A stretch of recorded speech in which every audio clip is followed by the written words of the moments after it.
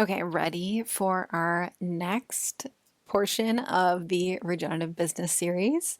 I am. So, this is another killer moment from the Regenerative Business Masterclass that was on June 13th.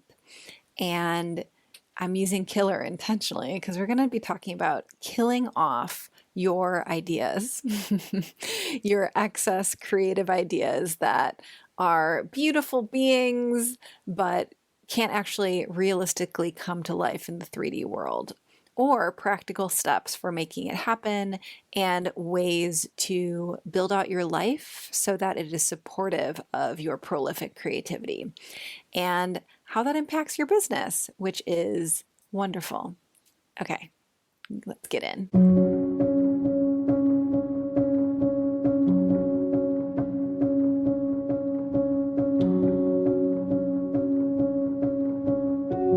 So there is this realistic side of when you have this prolific creativity that is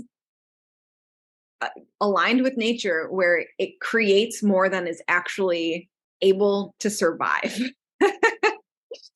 So when you have abundance, like a full tree full of mangoes, there's going to be rot or things you can't eat. And like maybe you are super efficient with the entire system and you sell all the other mangoes and or you make them all into jam and whatever.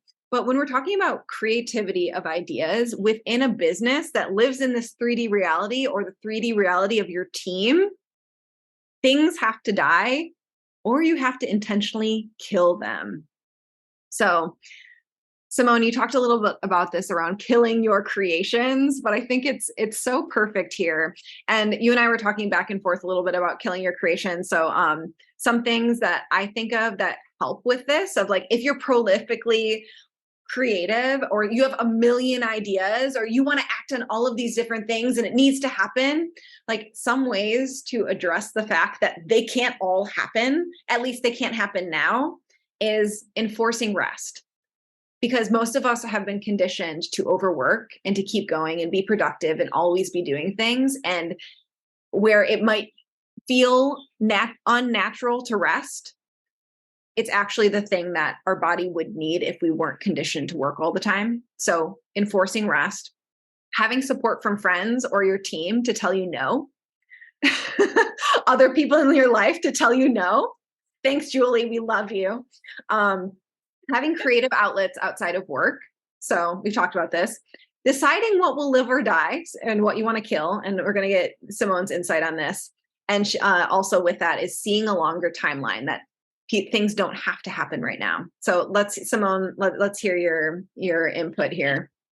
So I think a lot of people struggle with having too many ideas, right? If you're here, you probably identify with that at least a little bit. And I actually think that being stressed out by having too many ideas is a little bit of a scarcity mindset, because implicit in that anxiety is this idea that unless you take action on all of them, or unless you pick the right in quotes, right ones to take action on, then something bad is going to happen, right?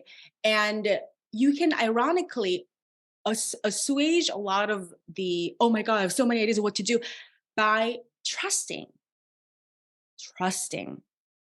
that there's always going to be an infinite number of really great ideas coming your way, that you are a channel of an unlimited number of great ideas. And also that the thing that you're going to decide on next out of the 5 billion ideas, this is the one that I'm going to try next, trusting that that is good. Like trusting that whatever choice you make, you're making the right choice, as long as you're moving forward, as long as you are contributing to your own body of work.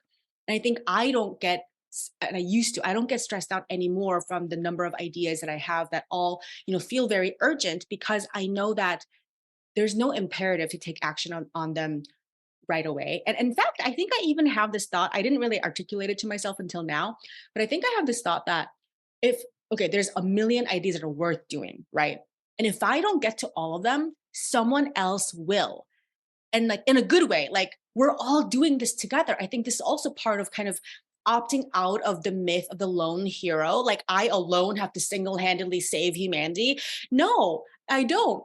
I am getting all these ideas because I'm plugged into the collective current of creativity.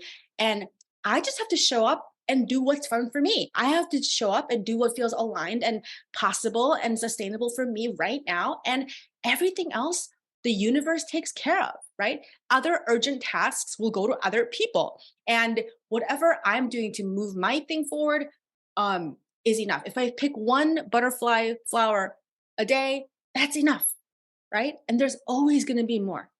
And so that is not to say that this works perfectly for me, because Sam and Julie, who are in my team, they're pretty much their full-time job is telling me, no, Simone, you can't do that. Nope, don't do that. Nope, you're gonna regret it. Nope, you just did that. You can't do that. Nope, you need to take a break. Nope, you need to go on vacation. No, I'm not scheduling that. Right. So there's a part of it that's like, and I have to try really hard. It's a very active, involved process for me to intentionally slow myself down, because otherwise I overload myself. So that's a thing too. And having uh ironically kind of like having a no squad instead of a yes squad, where your friends tell you no, not because they don't believe in you or they don't want you to do things, but the opposite, because they see you and your genius and your gifts and your creativity so much and they value it.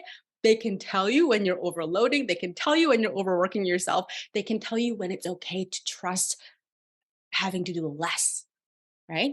So, and the seeing a longer timeline thing is so important. I think this culture of business has us focused myopically on the next quarter, in the next half year, in the next year, next 3 years, next 5 years. Well, I like to remind everybody, if we're all lucky, we're going to be around and kicking and working and creating and playing for many, many more decades, right? And show up, right? And so how do we do this if we're going to be downloading crazy genius ideas infinitely for the next 5, 6 decades, however long we each of us has left? Then how would we go about this? My bet is that it would feel a lot less urgent, a lot less frantic. Oh, I can take the time to do one thing at a time. Amazing. Okay, thank you so much. Um, my only question here for you, Simone, is there anything that is a clear indicator for you of this is a yes, has to happen now, I shouldn't kill this feeling? Or I'm careful to answer that question because I don't want my answer to become prescriptive in any way. And no matter what I say, it will become prescriptive if you hear someone say yeah, it. um, okay, perfect, but you don't have to answer yeah, then. no. But So this is an invitation for people to figure out and slowly learn the process of your quiet yeses that have to actually happen now. I think everyone's way of feeling into your like quiet yeses versus like anxious yeses, that's going to be your own process. I think it'll be different for all of you. But for me, it was definitely something that a sense that I honed over time. It became sharper over time between like what genuinely has to happen now versus what is pretends like it has to happen now, but it doesn't really. Right. And sometimes I can tell the difference between a fresh idea that I download that feels really sexy and exciting, but I don't necessarily have to take action on, versus an idea that feels like I've been pregnant with it for 9 months. And if I don't give birth, something really terrible is going to happen. So I have to give birth now. So sometimes, like sexy new ideas, I can kind of like, I often, a lot of times, let them go because I want to take more time to be in relationship to that idea. I want that to kind of germinate and flower a bit more to kind of like figure out our relationship. Whereas some things I big action, really big, dramatic, public facing action, I tend to take when I have that like 9 month pregnant feeling. And as soon as I said that, I realized that's also not true. Sometimes I do things just because, just pure based on gut instinct, like, no, this has to happen now. But I promise you that if you keep practicing, and I say the word practicing because it is a practice, you have to practice it like playing the violin, like playing chess or whatever it is. Practice um, tr- uh, trusting yourself and making decisions, and your sense of your judgment, your inner judgment the calls that you hear from the spirit of your business, it's going to get sharper and sharper in time with practice.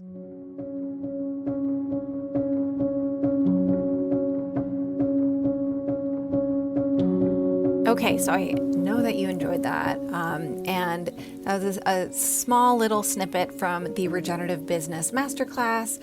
I'll be back next week with another highlight from the entire 2-hour presentation and training. And we actually do a regenerative death ceremony and ritual, live group ritual within that. So if you want access to that, you can go to thedirtyalchemy.com/masterclass and for free access and instant access to that entire training and ritual. So go on and do that, and I'll see you soon.